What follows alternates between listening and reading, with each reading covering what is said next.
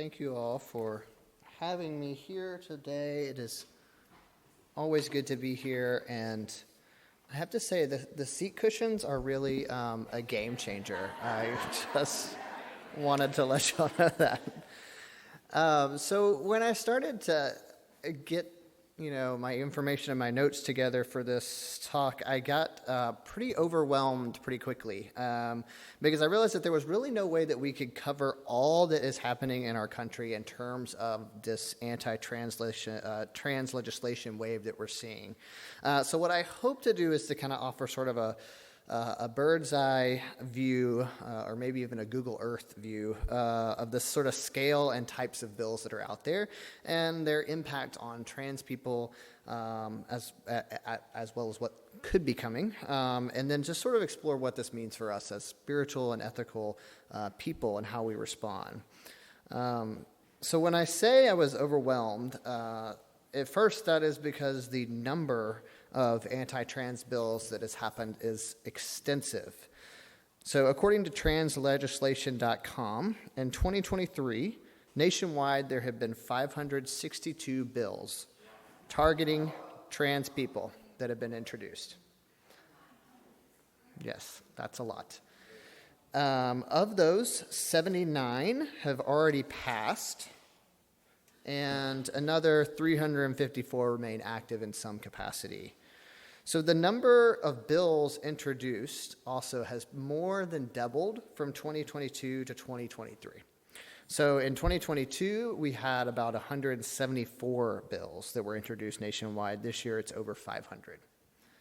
And these record-breaking numbers have been happening for over 4 years in a row. So if you actually go to their website, you can go and look at sort of past, you can actually see a line graph or a bar graph, and you can see from 2015 on just sort of how this has just exponentially grown over the last several years. And of course, the number of bills isn't the only problem. These bills are really beginning to target trans people across ages and in all areas of our lives. Okay, so there are bills, for example, that target access to bathrooms and public accommodation. So, for example, HB 1521, which is in Florida, that would criminalize transgender people accessing bathrooms that are appropriate and match their gender. There are bills that attempt to limit trans people's ability to update identity documents like birth certificates, driver's licenses, those types of things, which of course makes it really hard to get a job if that doesn't work out. There are bills that seek to limit free speech and expression. So people probably have heard of like the well-known drag bans, right? These bills, these types of drag bans are also very vague. So they're targeting not just drag performances, which does include trans people, but also some cisgender performers. But it also really could be used to target any open expression of gender that is not normative by their standards.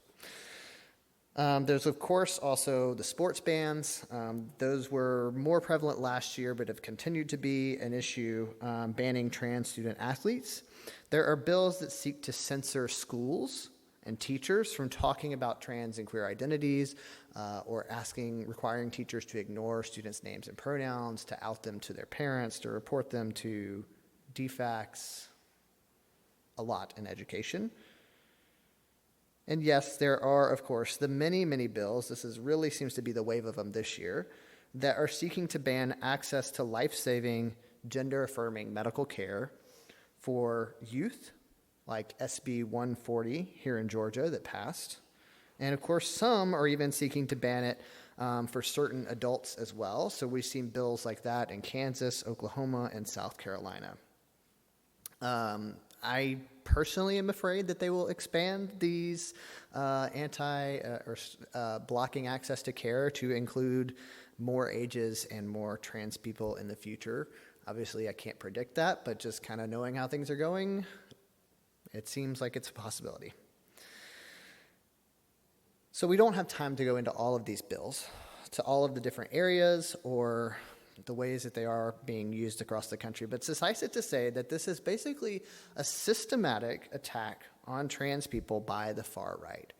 And I really want to emphasize this point. This is a planned and systematic attack. So while at first some of these legislators tried to sort of pass it off as they were protecting children, or maybe even just limiting their ability to transition until they are, quote, old enough by their standards, a deeper look at this reveals that this is really not the case. This is not about children, and it's not about protecting children. For one, we're seeing that these broader efforts, right, and these broader, more invasive efforts that are going beyond minors, they're targeting all areas of life. But also, if we look even at their own words of these people, I hate to say these people, but these individuals who are doing this, it becomes pretty clear that this isn't about children. It's about power, and it's about hate.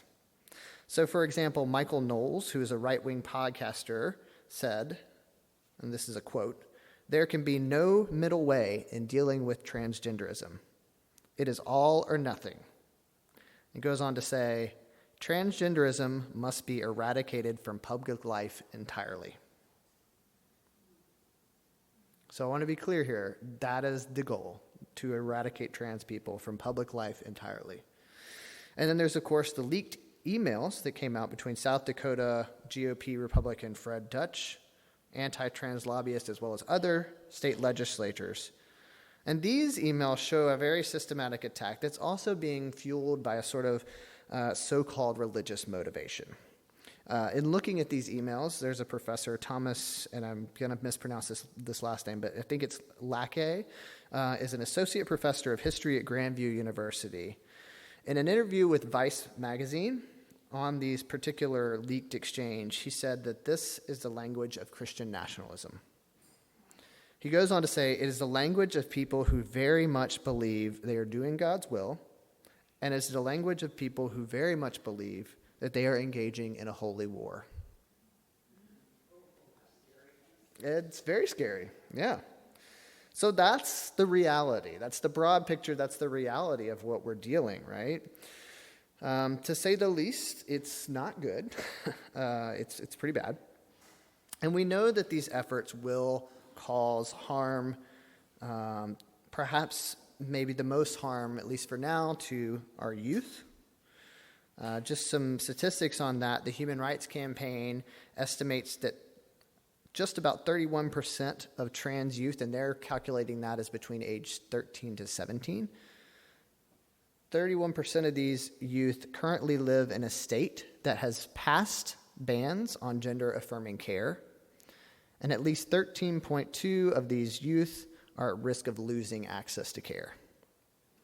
One survey from the Trevor Project found that almost 9 in 10, so 90%, of transgender and non-binary youth have experienced worsening mental health as a result of the wave of anti-transgender legislation, and almost half have been cyberbullied as a result of discussion of these bills.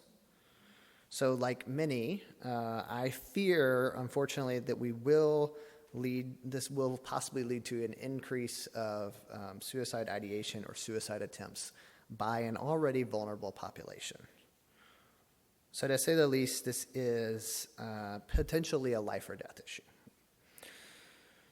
And also, I think it's important to note that the rhetoric and the language that's going on around these bills has a rippling effect even beyond the policies that are being put in place themselves, right? So even if a bill doesn't pass, we've seen the sports bill for a few years in a row. Even when they don't pass, there's a sort of a collective trauma that happens by listening to this same stuff year after year after year. That's damaging, especially to our youth. But furthermore, this rhetoric that is spouted around by politicians or public officials or podcasters, this rhetoric gets picked up by your everyday people and transformed into violence on the streets. So data from the FBI hate crime statistics indicates that nearly 1 in 5 hate crimes committed is motivated by an anti-LGBTQ bias. And of course, we are seeing an increase in dangerous white nationalists, like the Proud Boys, who have been known to, in recent years, target pride events or drag queen story hours. So we all know the annoying street preachers at Pride. They're annoying, but we're going beyond just the annoying street preachers at this point. So it's a stark reality. It's scary. It's painful. I can say that for me, the feeling that I have felt over the last few months, especially since Georgia legislature was in session, is just this sense of just being exhausted. And that sentiment is something that I have just kind of seems to be broadly across trans folks that I'm friends with, people that I know. It's just exhausting. It's demoralizing. And this is adults who, most of us have very good coping skills and have kind of learned to not internalize this stuff. I know that for parents of the trans youth that I have talked to, they are afraid, they're angry, and they're also tired. Some of them that I know have been down at the Capitol this past session constantly talking to officials. So here in Georgia, as you probably know, the state did pass SB 140, which did place a ban on gender-affirming care for youth. And while there are loopholes, and there is court cases pending, there are lawsuits that have been filed for here in Georgia as well as in other states around many of these bills, I think it's important to say it doesn't feel safe. It doesn't feel safe to be dependent on loopholes. And it doesn't feel safe to have to wait on the courts. So that's our reality. So how do we, as spiritual people or people of ethical consciousness, respond to all of this? So I know I am preaching to the choir in this community to say that you have to get involved and to act and to fight in these legislations. This community, of course, has a historic a history of civic engagement. And I do want to touch on a few tangible action items in a moment. But I also just want to highlight to you that all of us as spiritual, ethical, conscious people can and need to also tend to the emotional and spiritual needs of trans people right now. So we need our allies, not just in the political fight, but also in terms of caring and supporting us. So if you have trans people in your life, just basic things like starting by, reaching out and checking, seeing how they're doing, especially on the bad days, especially when it's a day that something like SB 40 passes or somebody is spouting off who knows what in the news. If you're a person that has a spiritual practice or a healing practice, it may be appropriate to think about how you can offer that to trans people who might be interested in this time. So, for example, if you teach yoga, you may want to offer free slots to trans folks who don't have the means to attend or pay to attend. Maybe if you're a musician with a song that helps you when things are hard, taking and going and singing at one of the trans shelters or with one of those organizations. There's a lot of ways that we can share our spiritual practices, our care with those around us right now. As a community, I'd also invite you to think about how you can expand on the ways that you're already a welcoming space, right? This is a community that is radically welcoming. I think everyone knows that. So how do you even live into that more fully, right? What gifts does this community have that it could offer the trans community right now? As we need a place for healing and for care. So I would encourage you to think, maybe about the Social Justice Guild, or others might think about connecting with a local PFLAG chapter or another trans-led organization, and just seeing how it is that you can even more intentionally support the trans community, trans people, and trans youth. So that could be maybe offering space, or maybe volunteering together as a group or with a local organization. I don't know exactly what the answer is or what you're already doing. But what I want to encourage you to do is to think then on a spiritual level about how it is that we can be, as spiritual people, more vocal, more visible with our love.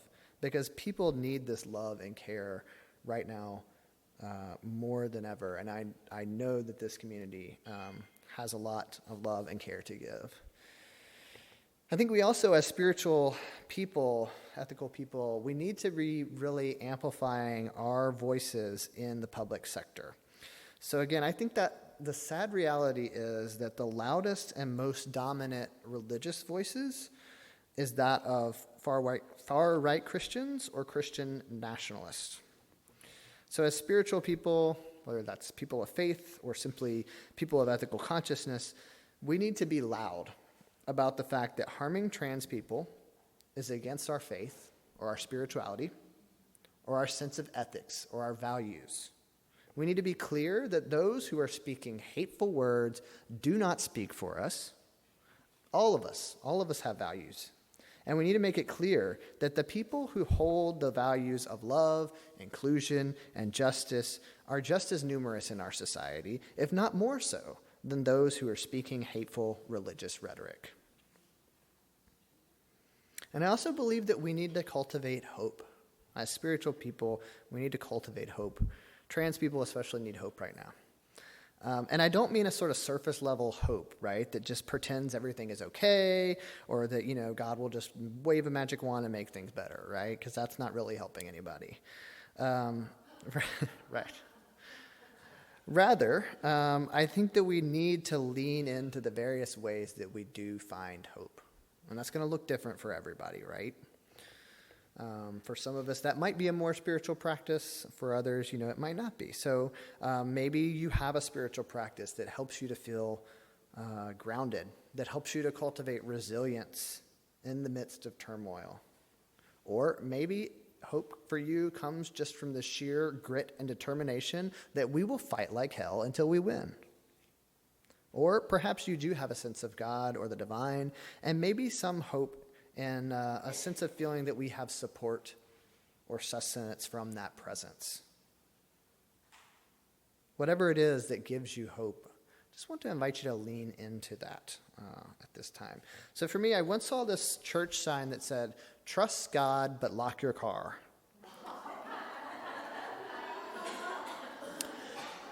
And I have found that very well summarizes how I am approaching this time of legislative turmoil. It's sort of a time of fear and uncertainty. So I am leaning into my spiritual practices, trusting, if you will, but I am also taking steps to protect myself. So for me, I have sort of locked my car, so to speak, by making preparations for what kind of legislation I think may be coming. For what legislation might affect me or is affecting me perhaps in other states like in Florida. I am doing what I can to take practical steps to protect myself. And that said, I am staying in this present moment. I am leaning into my spiritual practices that help me to be okay even as things are not okay. And yes, I am holding on to a sense of hope that we will overcome that, because I do deeply believe that we will get through this. That I don't know how long it's going to take, but I do think that we will overcome it. I think that, as we often say, the arc of justice, or the arc of justice is long, but bends towards justice. I'm misquoting that, but somebody will correct me in a minute. So whatever it is that gives you hope, lean into that. Lean into that in this time, both because you need it. We all need that. We need that to sustain us in this fight, whether it's for trans rights, for getting this referendum passed around, for refugee rights, all of these things. We need that hope to sustain us in this work. Perhaps also others might find it meaningful as well. Perhaps something that you have might be a source of hope to others as you share that with them. So we need you as spiritual people to share your love and support and to help cultivate a sense of hope in this time. And yes, of course, we do need you to act. So the stakes are high, as I've said, and we need people, as many people that are our allies, to get in the fight, to get involved in the political process, in educating and in fighting for our rights as are able to do so. So I know I don't need to explain to this group how to get involved in the political process. We've already seen some examples this morning. You know how to contact your elected officials, how to lobby. That said, if you're not already connected with some of the local and national organizations that track these efforts. This will be a really easy way to stay in the loop and to know when your action is needed. So you'll be able to know, so for example, if you get connected with groups like Georgia Equality or Faith in Public Life, they're going to be tracking things that are happening here in Georgia as well as nationally. And when there is something that you can write to, call your elected officials, call the governor, you're going to hear about it very quickly from them if you get signed up for their alerts. You can also help by simply educating others. So I think, as much as there are people that are very much doing this from a place of hateful, see ears coming up, let me try to get this by my mouth more. There's definitely people that are doing this from a place of hate and power. I also have seen that there are people who are, I think, sort of somewhere in the middle that are genuinely confused, that don't have anything other than sensationalized and false information. So I think that there are people that maybe just need to have information that is correct and accurate to be able to shift their perspective a bit. So for example, I met someone who was just under the impression, because this is what is kind of getting spun in the media, that doctors are just like willy-nilly performing surgery on 10-year-olds, which is not true, by the way, okay? And this isn't true. So sometimes people need to understand, they might just need to understand a little bit more about the process of transitioning, and to know that trans care, talk about that specifically, trans healthcare is something that was developed by medical experts as well as trans people, and it has been laid out in something that's called the World Professional Association for Transgender Health, or you'll often hear it called WPATH for short. WPATH has something called the Standards of Care, okay? And these standards of care guide doctors and patients in following research-based standards for safe and age-appropriate care for trans people. So some people actually just need to understand that trans care is in fact safe and guided by research, guided by doctors, science, and people with lived experience. You don't need to understand all of the WPATH standards of care. Let me just go ahead and say I don't understand all of it. It's like multiple pages long.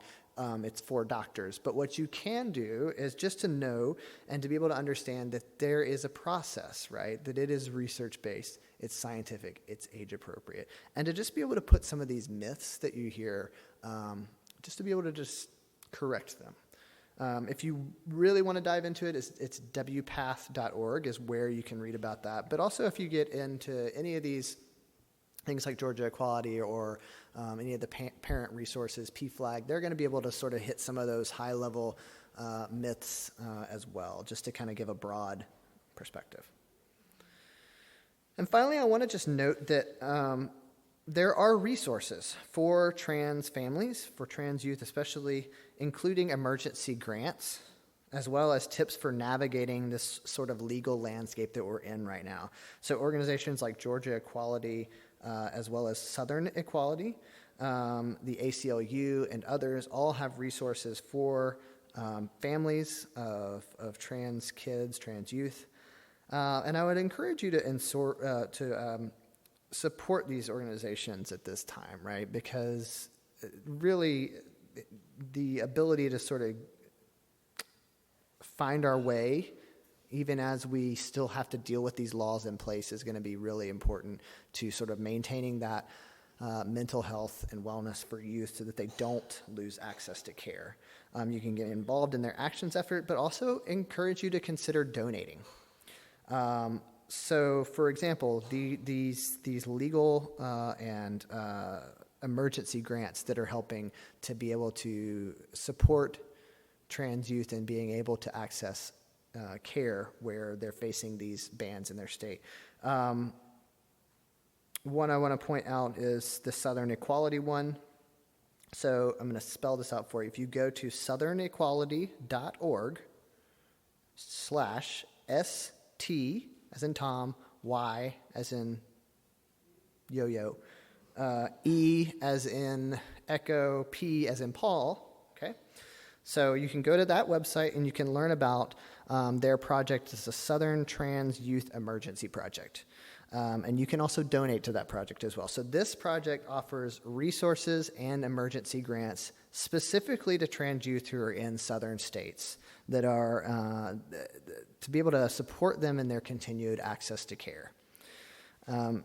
I also love that when I went on there, you can not only can you donate, but you can actually send a message of support through there's a little kind of like a thing that you can write a message of support that they will give to trans youth. So it's sort of a way of having both a nice practical way of being supportive as well as sort of that emotional care and support that we talked about. There are many emergency funds. The Human Rights Campaign also has a list of emergency funds on their website.